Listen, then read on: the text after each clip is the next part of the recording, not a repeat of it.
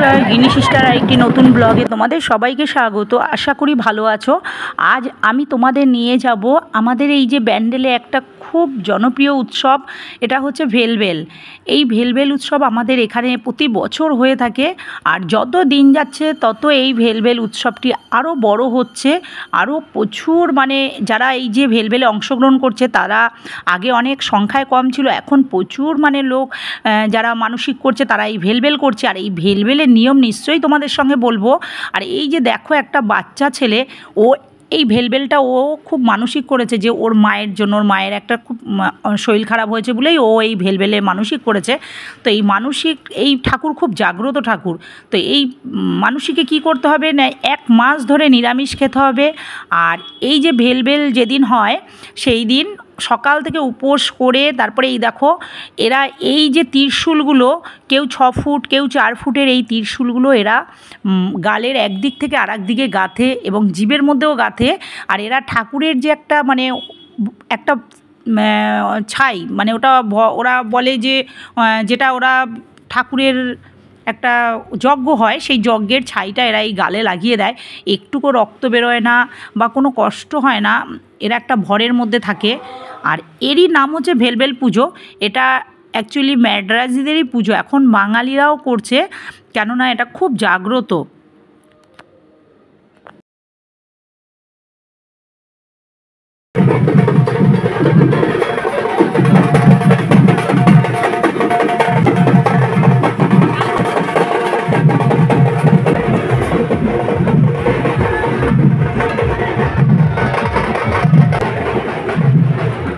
আমিও দেখো ভেলভেল এই উৎসবটি দেখতে চলে গেছি, যদিও আমার এবছরই প্রথম, আমি এর আগে কখনোই সামনাসামনি দেখিনি।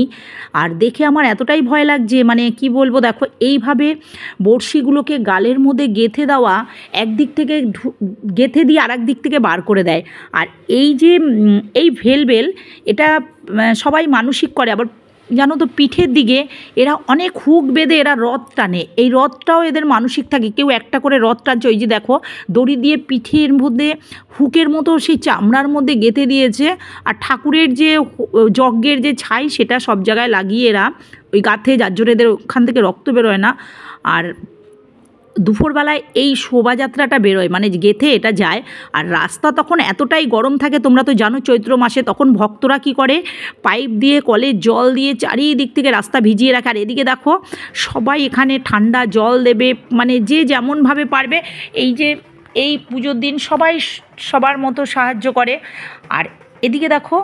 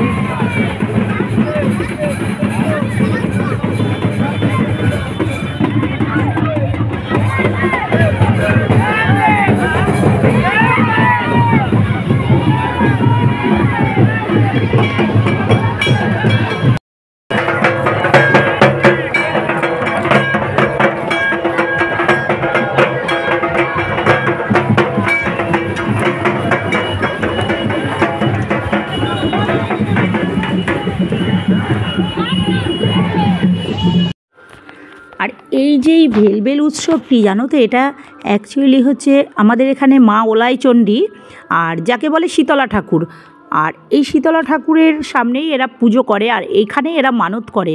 আর আমিও এবছরই এখানে গেছি। এখানে জানো তো এই ঠাকুরকে প্রণাম করতে গেলে তোমাকে পুরো উপোস করতে হবে, নিরামিষ খেতে হবে, মাছ বা কোনো আমিষ খেয়েই এদেরকে ধরা যাবে না এবং জুতো পরে কোনো রকম যাওয়া যাবে না।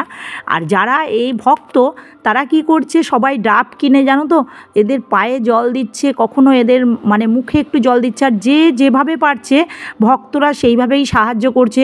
কেউ জল দান করছে, কেউ সবাইকে ঠান্ডা দান করছে। দেখো যে যেভাবে পারছে এভাবেই সাহায্য করে যাচ্ছে।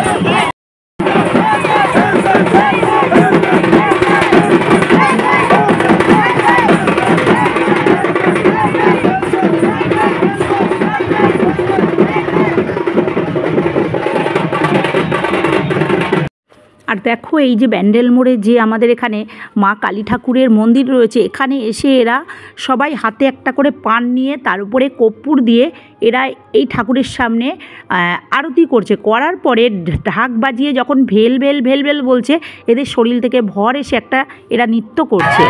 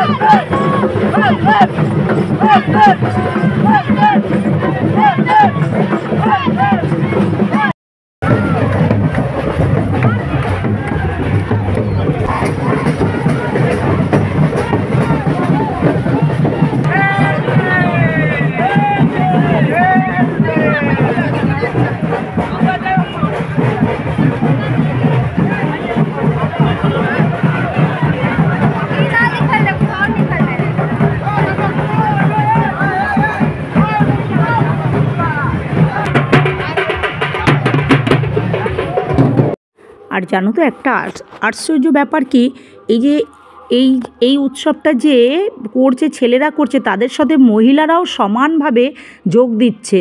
মহিলারাও দেখছি ত্রিশূল গালের মধ্যে গেঁথে, কেউ জীবের মধ্যে ত্রিশূল গেঁথে এরাও এইভাবে ভেলভেল করে শরীরে একটা ভর এসে নৃত্য করছে। আর জানো তো এদের সারা শরীরে নিম পাতা ও লেবু দেওয়া থাকে সারা শরীরে, দেখো।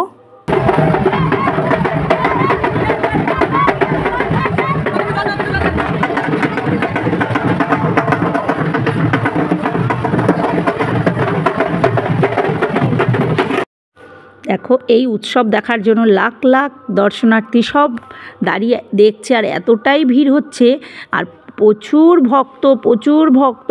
আর এরা দেখো এখন আস্তে আস্তে যত দিন যাচ্ছে তত এই মানে এদের ভক্তের সংখ্যাও বেড়ে যাচ্ছে। আর এখন ম্যাড্রাজিদের সঙ্গে সঙ্গে বাঙালিরাও সমানভাবে যোগ দিচ্ছে, এই উৎসবে অংশগ্রহণ করছে।